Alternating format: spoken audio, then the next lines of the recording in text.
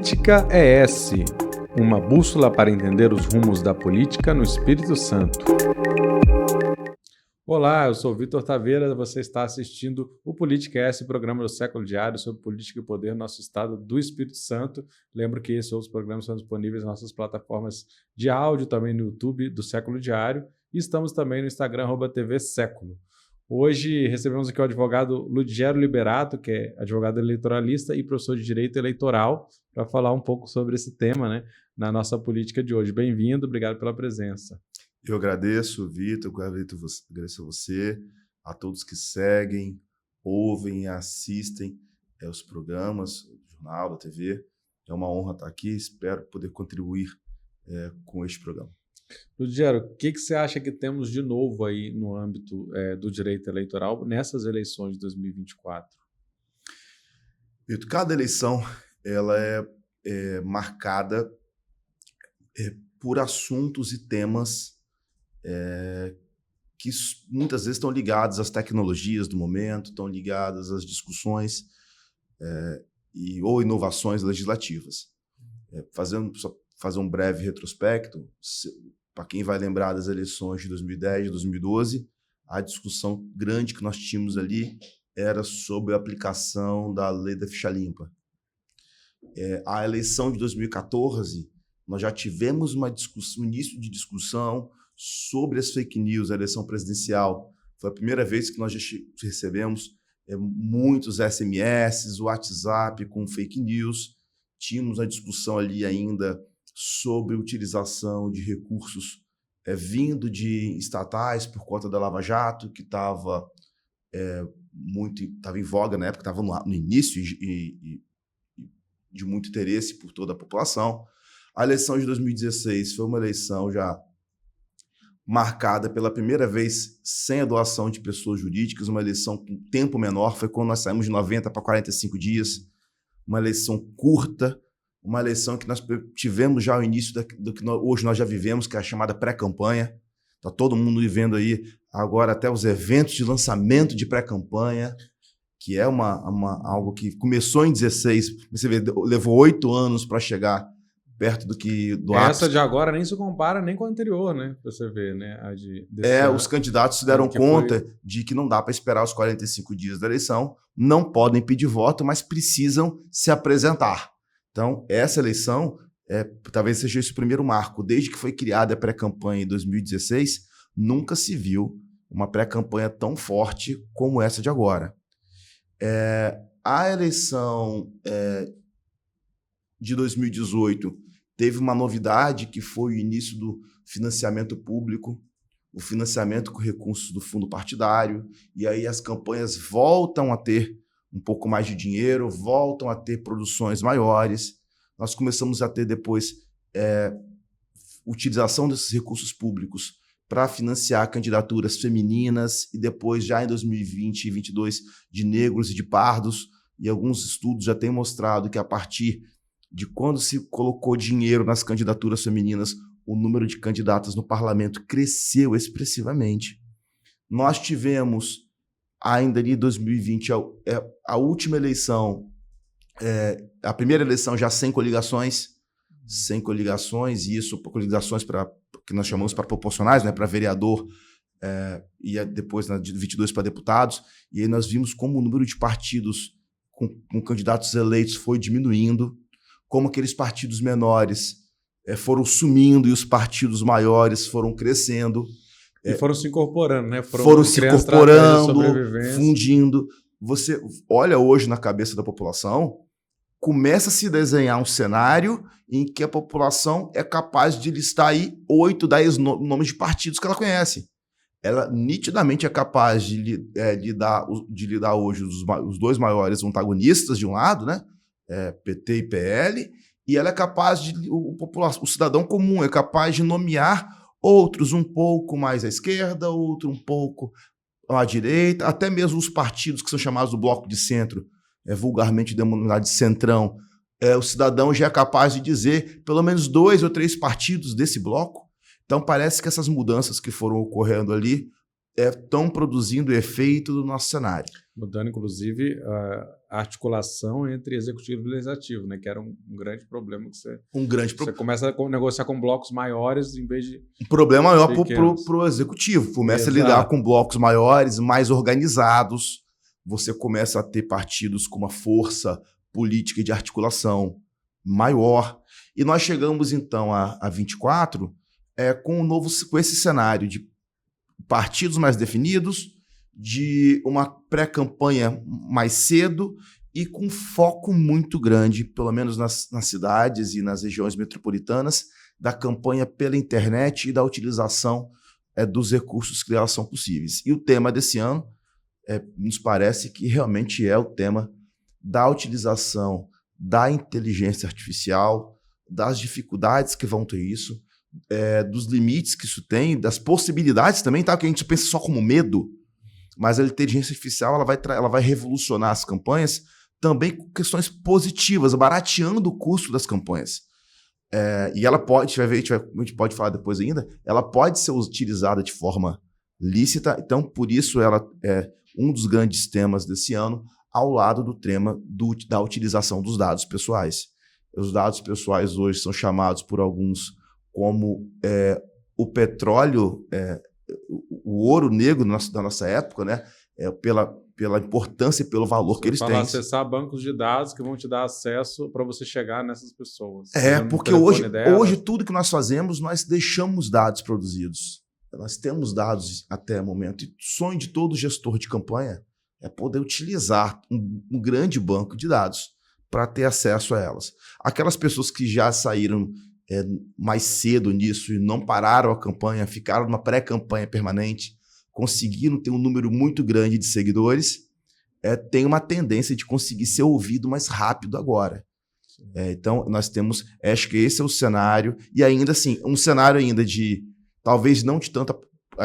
Aí eu não vou entrar um pouco na área que não é a minha, que não sai um pouco do direito, invadir um pouco a área dos cientistas, e eles me desculpem aí por eventual equívoco, mas o que as primeiras pesquisas têm mostrado é que há uma tendência do cidadão a fugir um pouco já dessa polarização que foi 18 e 22 e começar a buscar um pouco as posições um pouco mais alinhadas ao centro, ou ao centro-direita, ou ao centro-esquerda, mas muito mais preocupado com o problema local. A eleição municipal, você tem um problema muito maior sobre a rua, a escola, a segurança local, do que os grandes temas nacionais. Então, acho que no cenário geral... Alguns analisam que nas grandes cidades talvez permaneça essa polarização. No caso de São Paulo, por exemplo, tá um porque pouco se marcado confunde hoje, muito né? mais, se confunde um pouco mais. Mas se você olhar o panorama, né, de 5 mil municípios e tudo mais, realmente dá essa impressão. Agora, você falou dessa coisa do acesso ao banco de dados, assim, a dados das pessoas. Isso pode ser conseguido de forma legal, né, a partir do processo. O cara faz uma reunião lá e o pessoal preenche. Mas também tem questões até, inclusive, assim, que vão entrar em searas de como que se obtém, né, e os disparos em massa, que foi uma questão que entrou, mas também que muitas vezes isso é vendido até ilegalmente. A pessoa, pode ser que nós sejamos invadidos com mensagens de políticos, como acontece hoje com o telemarketing, né, que a gente não sabe onde que foi que eles encontraram os contatos, né? Essa foi uma questão que foi objeto de regulamentação pelo TSE esse ano, Vitor, que obrigou aos candidatos e partidos que quiserem enviar mensagens por aplicativos, como exemplo o WhatsApp, para os cidadãos, que tenham um canal. Eles têm que ter, nas cidades com mais de 200 mil eleitores, tem que ter um canal para que a pessoa possa, inclusive, saber como o dado dela foi obtido, para que a pessoa possa pedir para que esse dado deixe de ser utilizado. Antigamente, nós já tínhamos na mensagem ali aquela opção obrigatória de pedir para descadastrar, você pudesse não receber mais. Mas agora o cidadão passa a ter o direito de saber, inclusive, como esse dado chegou até aquele candidato, de saber de onde ele obteve. E tem muitas formas legítimas, como você falou, não só na reunião.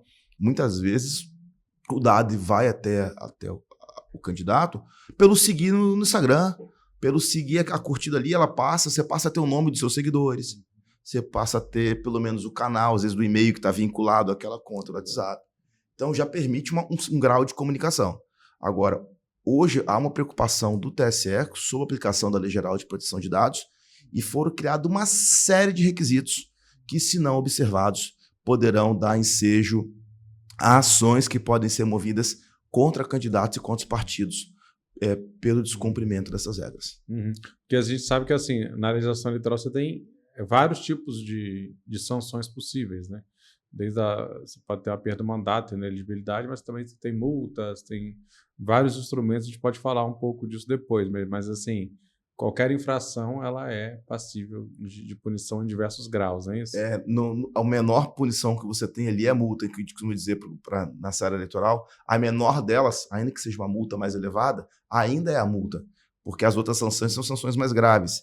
Caçar um registro de candidatura significa a impossibilidade de ser candidato, ou se for vitorioso, de ser diplomado. Caçar um diploma, tornar inelegível, afeta a vida e os votos que esse cidadão recebeu. Então, a gente vai diz afetar tudo, a própria coligação, a coligação no partido. Afeta o partido, às tudo, vezes né? leva. Inúmeros municípios capixabas e no Brasil tiveram novas eleições, muitas vezes tem que ter eleições suplementares se o caçado for mais votado. Então, mesmo se isso ocorrer depois, né? Porque tem que as ações demoram, às vezes, demora. até chegar ao momento que ela possa ser cumprida, mas das sanções menores é a multa. E nesse momento assim, de formação de chapa, uma coisa que você já debateu também, é a própria questão da fraude da cota de gênero, né? Porque a gente acompanhou aqui, né, no noticiário.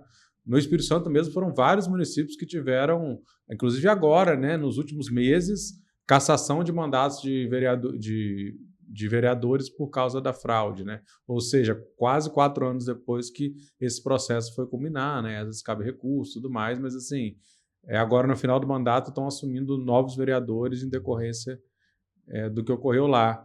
Você acha que... Eu, pelo menos, tenho a impressão, né, que dessa vez parece que ocorreram mais processos. Você acha que isso vai inibir, vai estar sendo olhado com mais cuidado? Eu acredito que sim. Vejo que nós não tínhamos até 2020 nenhuma dessas ações. Essa discussão sobre a fraude à cota de gênero, ela tem uma decisão importante no âmbito do TSE em 2018, quando o TSE diz, então, que a fraude levava à cassação da chapa inteira. E na eleição seguinte, que foi a eleição de 2020, houve já um olhar pelos advogados, pelo Ministério Público, para ver se tinha esses indícios de candidaturas fraudulentas. Votação zerada, ausência de propaganda, por isso que essas condenações que você mencionou, que algumas vieram em 2022, 2023, até 2024, são todas de ações ajuizadas em 2020. A expectativa é que os dirigentes partidários agora, e também os advogados das equipes, vão estar mais atentos a isso, vão orientar os dirigentes quando se derem conta de que uma candidata muitas vezes não está fazendo campanha, ou desistiu, o que chama de desistência tácita, parou de fazer, ou foi colocada ali por algum vereador e a direção não tinha percebido disso, para que ela seja substituída caso não faça a campanha efetivamente. O risco hoje de perder uma chapa inteira é um risco muito grande para que esses atores fiquem inertes. Agora, você estava falando da questão, voltando para a inteligência artificial, você estava falando que tem elementos positivos. Queria que você falasse um pouco da parte boa para depois a gente falar da parte ruim. A população, de um modo geral, está assustada com a inteligência artificial porque nós costumamos mostrar o que é ruim de ser com ela feito. Mostramos aquela falsidade que é difícil de perceber. Mas ela permite, por exemplo, o barateamento dos custos de campanha. Aquilo que precisava de ser feito muitas vezes, a produção gráfica, por uma equipe gigantesca, hoje é feita com software de baixo valor, que usa inteligência artificial e que faz, muitas vezes, o próprio candidato ou com um único assessor consegue produzir o material de design gráfico dele para jogar nas redes sociais, consegue até mesmo ter orientação da inteligência artificial sobre a melhor forma de dialogar com os seus eleitores. Em especial nessa parte de produção de conteúdo, que é onde esses aplicativos hoje têm se destacado, ou seja, a inteligência generativa, a utilização tende a diminuir o custo da campanha. E fazer com que os recursos públicos que hoje são empregados possam ser dirigidos para outras finalidades. Ainda que mesmo dentro da campanha eleitoral, mas seja dirigido para um aperfeiçoamento, ou seja dirigido não só para a produção visual. E a parte ruim? A parte ruim é que nós, da mesma forma que ela pode ser utilizada para o bem, ela pode ser utilizada para o mal, e nós estamos diante de um paradoxo, que o fim de algo que a gente há muito tempo dizia. Quando se dizia que só acreditava vendo, ou era preciso ver para crer, hoje, nem mesmo vendo, se pode ter certeza em determinada informação, porque a inteligência artificial permite que sejam moduladas vozes, sejam moduladas até mesmo imagens que pareçam com que uma pessoa está dizendo aquilo que ela não disse.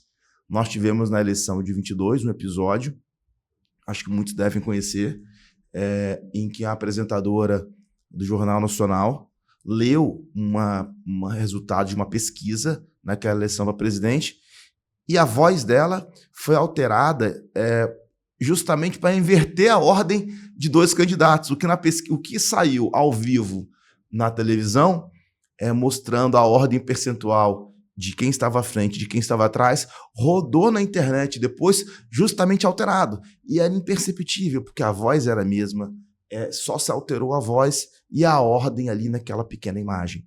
Então isso reforça, isso torna os mecanismos de comunicação, os jornais, sejam físicos ou virtuais, num papel relevante para toda a sociedade de checagem e de divulgação daquilo que não corresponde à realidade.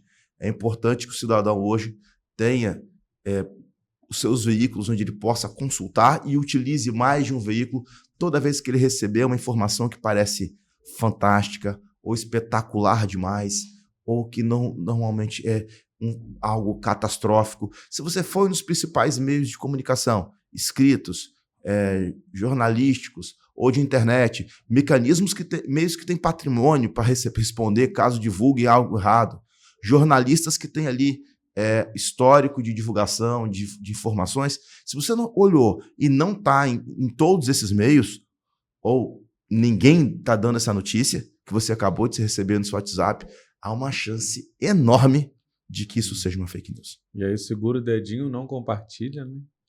E não compartilha, porque é o pior efeito que pode ter. Embora você pode ser responsabilizado por compartilhar um conteúdo, por exemplo, que te chegou? Pode. Se ficar demonstrado que você tinha a consciência de que aquilo era falso e ainda assim compartilhou, pode. O que é mais comum de responsabilização é algo diferente disso. Se criou no Brasil, recentemente, uma falsa informação de que a liberdade de expressão ela autorizaria tudo. Autorizaria a divulgação da mentira, o palavrão, o xingamento, a atribuição de crimes, a atribuir a outra pessoa predicados criminosos. Isso não é assim nem no Brasil, em lugar nenhum do mundo. Não existe um lugar do mundo em que a liberdade de expressão não tenha limites. As pessoas falam muito do sistema americano, mas o próprio sistema americano tem severas punições para quem divulga crimes por meio da liberdade, para quem pratica crimes por meio da liberdade de expressão. Então, xingar as pessoas, atribuir crimes a elas que você não tem certeza que cometeu, ou que nem mesmo a justiça disse que cometeu, permite que você possa ser demandado, tanto civilmente, o que quer dizer isso? Para pagar uma indenização, e muitas vezes até criminalmente. Há um histórico recente de candidatos que se sentiram ofendidos e foram à justiça civil cobrar indenizações, e muitos cidadãos da eleição municipal de 2020 foram condenados a pagar 2, 3, 8, 10 mil reais de indenização por danos morais por atacar candidatos nas redes sociais. Então é importante, até muitas vezes nessa disputa mais acalorada, mais emocionada, evitar esse tipo de ataque, porque pode ser responsabilizado. Porque também tem assim, é muito difícil, né? O combate, a gente vem falando, acho que há alguns anos vem falando da dificuldade que é identificar, perseguir, mas parece que as coisas têm avançado um pouco mais nesse sentido, né? E você tem inclusive aquele elemento, acredito que o elemento surpresa que é usar os últimos momentos de campanha quando não dá tempo de você desmentir, né? Porque o que você usa logo, ele pode ser desmentido ao longo da campanha ou não, né? Porque você não consegue, Vitor. Você não consegue reverter totalmente. Você não consegue impedir, muitas vezes, a divulgação. Mas o sistema judicial foi aprimorado, embora com algumas críticas inclusive pertinentes, muito pertinentes, no combate a isso a posteriori, ou seja, depois que isso ocorre. Então, vou dar um exemplo disso. Nós tínhamos um ilícito criado na década de 60, que estava na nossa legislação até hoje, que chama abuso dos meios de comunicação social. O que era isso? É o entendimento de que se alguém utilizasse de um meio de comunicação social para desequilibrar a campanha, essa pessoa que foi beneficiada poderia ter o seu mandato cassado e quem ajudou a desequilibrar a balança poderia se tornar inelegível. Qual foi a interpretação que nós sempre tivemos disso? Meio de comunicação social, rádio e televisão. E aí lá em 2021, o TSE muda o entendimento e passa a entender que as redes sociais são meios de comunicação social. E olha a amplitude disso. Se antes um número pequeno de pessoas poderia praticar esse ilícito, porque eram as pessoas que detinham os meios de comunicação social, rádio e televisão, agora os candidatos também podem praticar o abuso do meio de comunicação, porque basta que ele utilize a sua rede social para desequilibrar as eleições pela divulgação do conteúdo inverídico, da fake news, do conteúdo montado, que ele pode ser responsabilizado. Pode ser responsabilizado, por exemplo, por divulgar um ato atentatório à segurança das eleições. Uma fake news, por exemplo, quanto à falsidade ou à insegurança do pleito. Não que ele não possa questionar. Uma coisa é fazer questionamentos, outra coisa, por exemplo, é a pessoa que divulga informações que já foram apuradas e repelidas. Dizer, o exemplo clássico que foi julgado pelo TSE, existe uma sala central no TSE que pode alterar os resultados das eleições. Foram feitas investigações, auditorias e demonstrado que isso não existe, como o sistema funciona. Depois de ser notificado, depois de ser cientificado de que aquela notícia é falsa, a divulgação, a insistência nessa divulgação pode levar à cassação de quem divulga. E não é só no que diz respeito à lisura das eleições, não. Por exemplo, a atribuição de um falso sabidamente inverídico a outro candidato.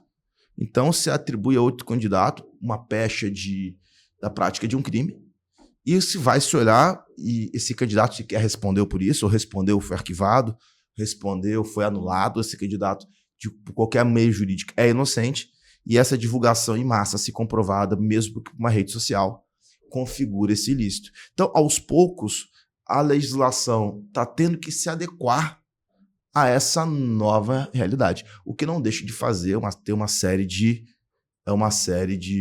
questionamentos pertinentes sobre se há um excesso ou não, muitas vezes, nesse combate. Se na busca por atingir o fim legítimo, não se está exagerando na dose ou no meio. Esse questionamento tem sido feito e é objeto de reflexões na academia, pelos professores, e também no âmbito do próprio TSE e no próprio do Supremo, sobre como permitir esse combate sem que sejam violados direitos e garantias constitucionais. Na última eleição, inclusive, o STF chegou a Justiça Eleitoral chegou a pedir retirada, né, de alguns coisas de campanha, tanto do Lula como do Bolsonaro, né, na área de vídeo, enfim. Algumas coisas foram julgadas meio que no calor do momento e outras foram julgadas depois, né? Mas isso é algo para a gente do direito eleitoral era algo comum. Sim. O que mudou foi o meio. Para quem é um pouco mais antigo assim, não precisa ter tanto tempo não, para quem vê eleições aí antes de 2014, todo mundo já via aquela tela azul no horário da TV. Lembra? Você assistia horário eleitoral gratuito, esperava a propaganda de um partido e de repente aparecia aquela tela azul.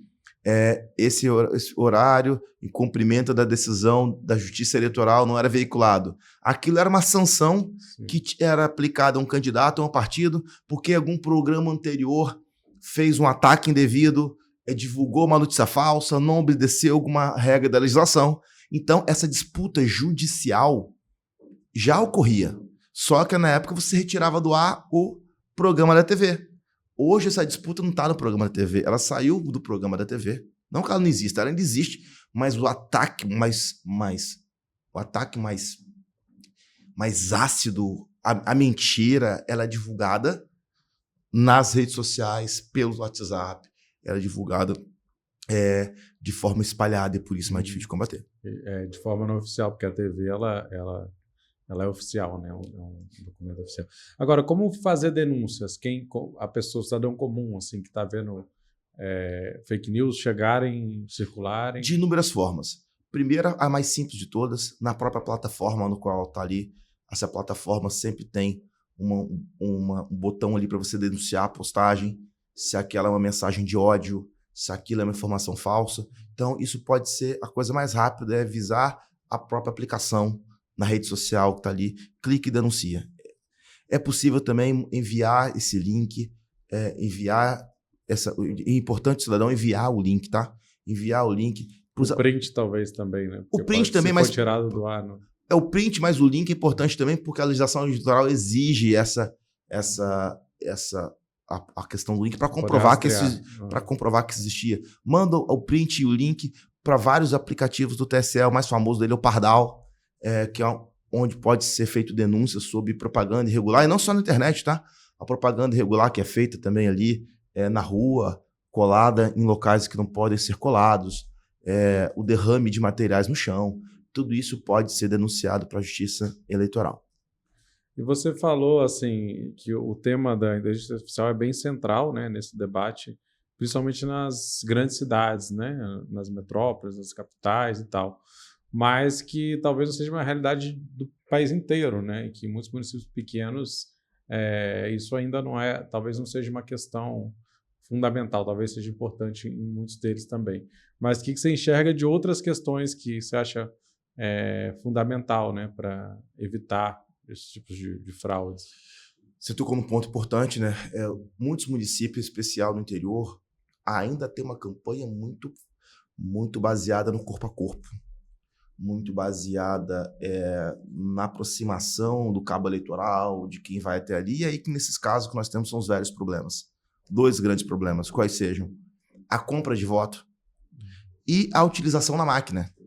A utilização na máquina com doação, muitas vezes doações de benesses que não estão amparadas em lei. Alguns programas sociais podem ser utilizados, desde que preenchem alguns requisitos, mas outras são ações eleitoreiras ali, muitas vezes ligadas à imagem do candidato para desequilibrar essa balança mesmo, a utilização da máquina pública, dos benefícios de programas, de serviços da administração, para obter esse voto ali nos dias que antecedem a eleição. E a compra de voto, que é um problema ainda que existe, que precisa ser denunciado, porque esse problema ele envolve outros problemas, inclusive maiores. O dinheiro que é utilizado para a compra do voto é um dinheiro que não é declarado, é o dinheiro que vem à margem, então você não tem... É sempre um dinheiro que tem problema na origem, tem um problema no destino e traz sempre interesses escusos para aquele que vai ser eventualmente objeto desse beneficiado com esse voto comprado. E não é só nos pequenos municípios, né? Inclusive nas grandes metrópoles também ainda acontece. Também, mas em alguns territórios. Nas grandes metrópoles, costumo dizer hoje, é sempre... A tecnologia mudou o mundo. Hoje o cidadão tem ali sempre um telefone que ele grava, filma. Isso dificultou. Inibiu, não. Nas grandes cidades também ocorre, mas ocorre menos do que ocorre no interior e que muitas vezes o cidadão é abordado sozinho, num vilarejo pequeno, por um cabo eleitoral ou pelo próprio candidato. Ali, essa distância, a ausência de pessoas próximas, a boca de urna também é uma questão, né, que ainda acontece, mas também, como você falou, quanto mais gente, mais difícil, né? Mais difícil de ocorrer. Mais fiscalização. Então, a gente não pode achar que só os problemas da tecnologia são os problemas novos. Nós ainda convivemos com os antigos problemas. É isso, muito obrigado, Luigier Liberato, pela presença. Se alguma coisa mais você quer deixar aí, pessoal? Não, eu queria agradecer pelo convite, pela importância do programa, na divulgação do conhecimento, do conteúdo, para todos os cidadãos. Espero que você continue nessa missão, uma missão valorosa, importante para toda a sociedade. E parabenizo de novo pelo programa e obrigado mais uma vez pelo convite. Eu que agradeço. Esse foi o Politicast, programa semanal do Século Diário, vai ao ar todas as quintas-feiras, às 17 horas, produção e locução minha, Vitor Taveira, e hoje com apoio técnico do Estel Miranda. É isso e até logo.